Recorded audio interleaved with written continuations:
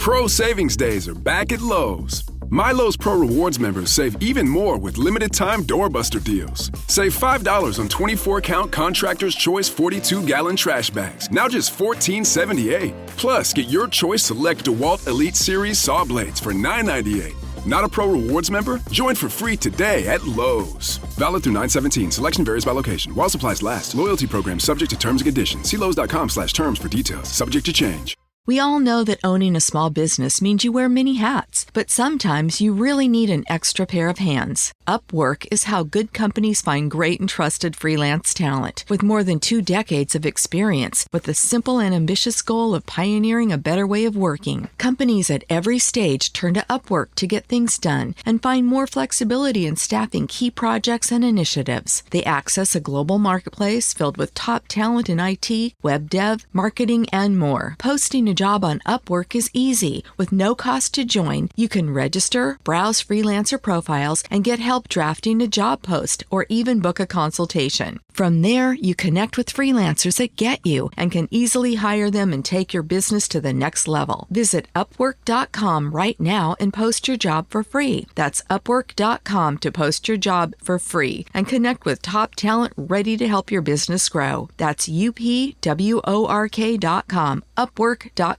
Weight loss solutions are not one-size-fits-all. Hers makes it simpler to get started and stick with a weight loss plan, backed by expert-guided online care that puts your weight loss goals first. These include oral medication kits or compounded GLP-1 injections. Through Hers, pricing for oral medication kits start at just $69 a month for a 10-month plan when paid in full upfront. No hidden fees, no membership fees. You shouldn't have to go out of your way to feel like yourself. Hers brings expert care straight to you with 100% online access to personalized treatment plans that put your goals first. Reach your weight loss goals with help through Hers. Get started at forhers.com/4u to access affordable, doctor-trusted weight loss plans. That's forhers.com/4u, forhers.com/4u. Paid for by Hims and Hers Health. Weight loss by Hers is not available everywhere. Compounded products are not FDA approved or verified for safety, effectiveness, or quality. Prescription required. Restrictions at forhers.com. Apply. Welcome to the deep dive. You know, if you feel like the world of artificial intelligence is just moving so fast that you need new glasses every week to keep things in focus, well, you are definitely not alone. Yeah. The pace, something else. Right. It requires constant catching up. And the really big story isn't just that AI is getting smarter, it's that it's fundamentally changing its whole job description. That's exactly the core idea from this week's sources, I think. Yeah. We're seeing this profound transition. AI is shifting from being just a passive tool we use. Right, something we direct. Exactly, to becoming an independent, proactive agent. Yeah. It acts for us. And our deep dive today, well, it traces this agency across 4 really key areas. Biology, commerce, labor, and maybe surprisingly, even government. So that's our mission here. We're going to take this absolute flood of recent tech headlines. I mean, everything from autonomous shopping protocols backed by, huge financial players, to AI models designing totally new life forms, and we'll distill it down. Get to the essential insights. Pinpoint what really matters for you to understand the AI landscape right now. And why these shifts seem to be accelerating, like week by week. Okay, let's dive straight in. The most, frankly, breathtaking story this week is AI working right at the frontier of life itself. Yeah. We are way past AI just spotting cancer on an X-ray. We are now in an age where AI is like rewriting biology. It sounds like science fiction, but it's happening. The startling news comes from Stanford and the Arc Institute. Researchers there created the first AI-generated entirely new viruses. But what's really fascinating here is the speed and the creativity of the model they used. It's called EVO. EVO, okay. Yeah. It was trained on about 2 million different known viruses. So essentially, it learned the language of how viruses work, The grammar of viruses. Kind of. And when researchers asked it to design new viruses, ones that don't exist in nature, well, 16 out of 302 attempts actually proved functional in lab tests. 16. That's significant. And these weren't just minor tweaks, right? No, not at all. The sources say these AI viruses had 392 mutations never seen before in nature. Wow. And here's where it gets really impactful. In one key test, bacteria developed resistance to normal, natural viruses. But the AI-designed versions, they broke through that resistance in just days. Days, while the natural ones failed. The natural ones failed, yeah. It shows a kind of design intelligence overcoming evolved defenses. So connecting this to the bigger picture. It marks a really profound shift. The Arc Institute themselves said we're moving from just reading and writing genomes to designing them. Designing life. Designing life.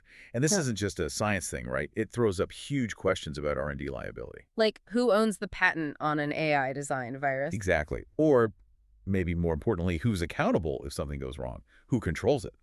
The old lines of ownership are getting blurred at a biological level. That idea of proactive design, it carries right over into healthcare too, doesn't it? Into predictive risk. It does. We saw 2 major advances in predictive medicine this week. Both kind of shift health management away from just reacting to illness. Towards proactively assessing risk. Yeah. Precisely. And the scale is huge. European researchers developed this AI called Delphi-2M. Delphi-2M. Right. It forecasts individual disease risks across more than 1,000 conditions up to 20 years into the future. 20 years? How? Well, it studied health data from 400,000 patients in the UK, looking for subtle patterns over decades, visits, lifestyle, to spot the absolute earliest warning signs. That's incredible data. But forecasting health risk 20 years out, I mean, that sounds like a potential ethical nightmare, privacy issues. Well, absolutely. And that's the conversation starting now. The tech is amazing. It can flag risks for early diabetes, specific cancers, things like that. Mm-hmm. But the challenge for policymakers is, okay, how do we use this data responsibly without creating, new classes of high-risk people or enabling discrimination? Who gets to see your 20-year risk profile? Your insurer? Your employer? That's the question. The shift is profound. We're moving from asking if you have a disease to predicting when you're likely to get one. And building on that, there was the Johns Hopkins study, AI models beating doctors at predicting surgery risks. Yeah, deadly surgery risks. They used standard, cheap, pre-op ECG data stuff hospitals already collect. Okay. Of about 37,000 surgical patients. And the result, the AI predicted major complications, stroke, heart attack, death, within 30 days with 85% accuracy. 85%, that's staggering. Better than human doctors using the same data. Outperformed them significantly in the study. And this has immediate benefit for you, the listener, right? Yeah. This isn't some far-off theory. It's pulling life-saving insights from routine tests we already do. Your risk profile becomes this quantifiable thing you can manage over decades. It changes primary care, surgical planning. Okay, so if we're trusting AI to engineer biology and predict our health decades out, we definitely need secure ways for it to handle, say, our money. Right. Moving from the lab to the marketplace. The independent AI agent is now stepping into commerce and labor. And if AI is going to act for us, buy things, book travel, manage funds, it needs secure rules of the road, doesn't it? Like universally accepted ones. That's exactly the problem. Google and more than 60 other big names, MasterCard, PayPal, Coinbase are in there too, are trying to solve. With this agent payments protocol. APE. Yep, AP2. It's designed as an open framework. The idea is to make that leap to mainstream autonomous shoppers, financial agents, secure. And the security layer is key here. It is. AP2 uses this dual approval system. You, the user, have to grant 2 separate secure digital contracts. They call them mandates. A mandate, okay. First, an intent mandate. Yeah. That's like, okay, agent, you have permission to search for deals, negotiate prices for me. Permission to browse? Sort of, yeah. And then a separate cart mandate for the final irreversible purchase. Ah, so a 2-step confirmation. Exactly. That structure is really the critical step for building consumer trust. Because an agent handling your money, it needs accountability, something that feels like a traditional contract. It creates a traceable record. An auditable trust layer, yeah. But here's the critical analysis kit. Yeah. Are 2 digital signatures really enough, given the scale of online fraud? Good point. This structure gives a trail for the user, sure, but maybe it doesn't create enough friction to stop, say, a malicious agent that gets compromised. So the risk shifts from my identity being stolen to my agent's identity being stolen. Potentially, yeah. Yeah. The battleground shifts. Agent identity theft could become the new thing. Okay. Now let's pivot to what these agents can actually do. In labor, in creative work, OpenAI launched GPT-5 Codex. Right, the specialized coding model. And it's completely redefining how coding might work, apparently, because of something called dynamic compute effort. Yeah, dynamic compute. That's the nuance we need to get. See, traditional models, they run at one speed, one cost. Right. This new Codex model, though, it can adjust its own compute power, which directly changes its cost and how well it performs. So it can be cheap for easy stuff. Exactly. On simple tasks, It cuts token usage. That's the computational cost by 94%. So fast, cheap bug fixes. But for really complex multi-step problems, it does the opposite. It can run autonomously for over 7 hours. 7 hours just working on one problem. Dedicating twice the reasoning time of the base GPT-5 model. This is where it goes beyond just generating code snippets. Then to actual engineering, problem solving. Creative, dedicated engineering. And we saw proof of that, right? At the ICPC World Finals, the big global programming contest. What happened there? The GPT-5 model reportedly got a perfect score. Solved all 12 complex challenges. Yeah. Submitted the right answer on the first try for 11 of them. Perfect score against human competitors. Against the problem set for the world's best human student programmers. It shows these models are hitting mastery in fields that used to be purely about specialized human genius. And well, that level of agency, it has an immediate and pretty painful impact on the human workforce, doesn't it? It does. Look at Fiverr, the global freelance marketplace. They just cut their workforce by 30%. 30%, that's huge. 250 employees laid off. Yeah. As they transition to being an AI-first company, aiming for a leaner, faster organization, they said. Wow. A 30% cut isn't just trimming fat. That's fundamentally restructuring based on tech that's still pretty new in some ways. And it's not just freelance platforms. It's hitting the people who train the AI, too. How so? We saw hundreds of contractors laid off at Google. These are the people, many with master's degrees, PhDs even, who evaluate Google's AI outputs. The AI raters, improving Gemini AI overviews. Exactly, improving the quality and safety. And they were laid off amid ongoing disputes about pay, about job security. So the human labor that underpins AI is becoming precarious itself. It highlights that precarity, yeah. The people making the models better are often the first ones displaced by the efficiency the models create. It's a tough dynamic. Okay, shifting gears again. None of this AI autonomy, designing, viruses, shopping, coding happens without specialized hardware. Absolutely not. And the fight to control that hardware, the geopolitical tensions, the corporate strategies, it's really heating up across like 3 major fronts. Right. The first front is the interface, where you, the user, actually interact with the AI. Like our phones now. Sort of, but it's evolving. OpenAI is making big moves here. They're exploring developing actual physical hardware. OpenAI making hardware? Like what? Things like smart glasses, a wearable pen, a voice recorder, even a smart speaker without a screen, all apparently targeted for late 2026. They want to own the physical gateway to their AI. Trying to bypass phones, maybe? Meanwhile, Meta's already playing this game. They are. They just unveiled their $799 Meta Ray-Ban display smart glasses. With a built-in screen this time. A little screen on the right lens, yeah, for alerts. But the really critical piece is how you control them. With the Meta Neural Band. The wristband thing, what does it do? It's a wristband that uses electromyography, EMG. It reads the tiny electrical signals from muscle movements in your wrist. So you control the glasses with subtle hand gestures. No tapping or voice needed. Exactly. It's a huge step towards seamless, almost subconscious on-device interaction. Very futuristic. And then there's Apple, making a big shift. A potentially massive philosophical shift, yeah. They're reportedly planning their first ever touchscreen OLED MacBook Pro for late 2026 as well. A touchscreen Mac. But Steve Jobs famously hated vertical touchscreens. He did. Back in 2010, he was strongly against it. So this marks a major departure. It suggests that even Apple recognizes that an AI-heavy interactive future needs that physical touch layer on bigger screens too. Okay, second front. The actual chips. Geopolitics are flaring up here. Definitely. China drew a line in the sand.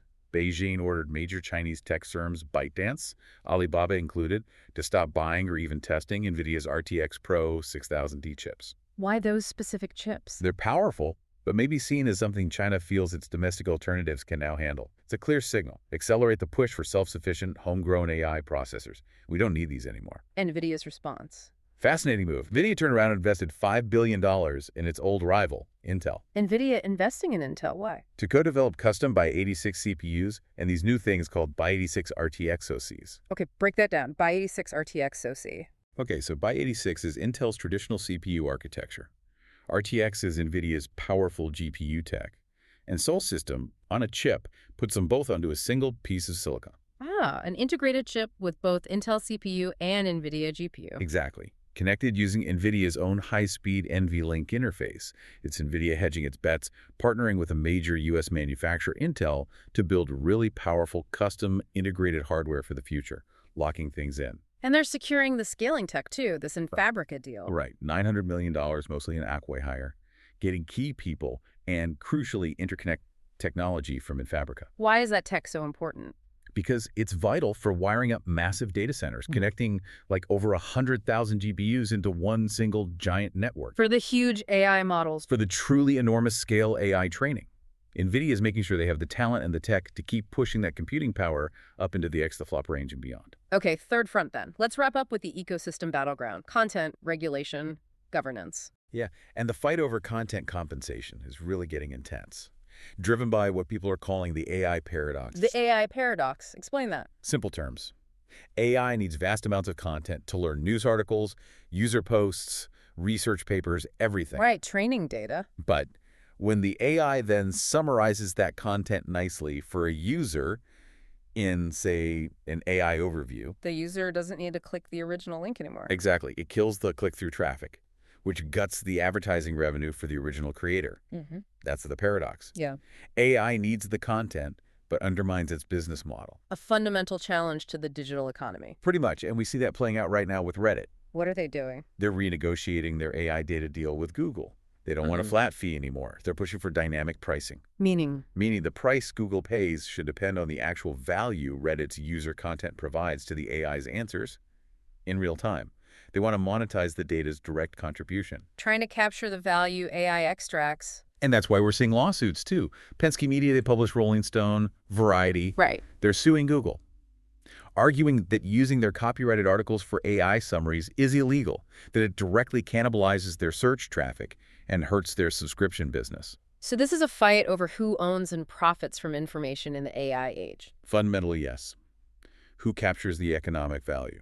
Now, on the safety side, we saw two really different approaches this week. Yeah, polar opposites almost. Yeah. OpenAI rolled out new controls for teenage ChatGPT users. What kind of controls? Things like automatic age detection, restricted versions of the assistant, parental controls like account linking, even notifications if the AI detects distress. That's quite protective. The CEO explicitly said they're prioritizing safety over privacy and freedom for minors in this case. A clear choice. Okay, and the contrast, Anthropic. Anthropic took a very firm stance on ethical restrictions. They refused to let U.S. federal contractors, FBI, Secret Service, ICE were mentioned, use their AI models for surveillance of U.S. citizens. Really? They turned down government contracts? Based on their usage policy, yeah. It apparently frustrated officials who found the policy wording a bit vague, but Anthropic held the line. It shows some AI companies are willing to forego potentially lucrative deals based on ethical grounds. That's significant. Okay, finally. The ultimate autonomous agent. An AI in government. It sounds wild, but yeah. Albania appointed Diela, which is a virtual entity, an AI bot to its Council of Ministers. An AI minister? What does it, or she, do? It suppose. Diela's job is to oversee public procurement decisions. Billions in government spending. Why use an AI for that? The state goal is transparency and anti-corruption, to ensure public tenders are completely free of corruption by using AI models to check criteria, verify compliance, make unbiased recommendations. So I have to ask, does Minister Diela get, like, a government pension? Does it attend meetings via hologram? Probably needs a human proxy for the meetings. But seriously, the symbolic weight is huge. It's a demonstration of extreme transparency. Using this virtual entity is a key part of supporting Albania's bid to join the European Union, showing they're using tech for integrity, not just efficiency. Wow. No, okay, so let's try and tie this all together. Yeah. We've gone way past simple predictive AI. Way past. We're talking powerful generative agents now. They need secure financial rails, like AP2. They're causing huge job shifts. That 30% cut at Fiverr is stark. And they're literally designing new life with that Evo virus breakthrough. And the thread connecting all of this, I think the most compelling narrative, is this escalating war over the user experience. And tied to that, the battle for data sovereignty. Data sovereignty, meaning who controls your data. And where the intelligence lives.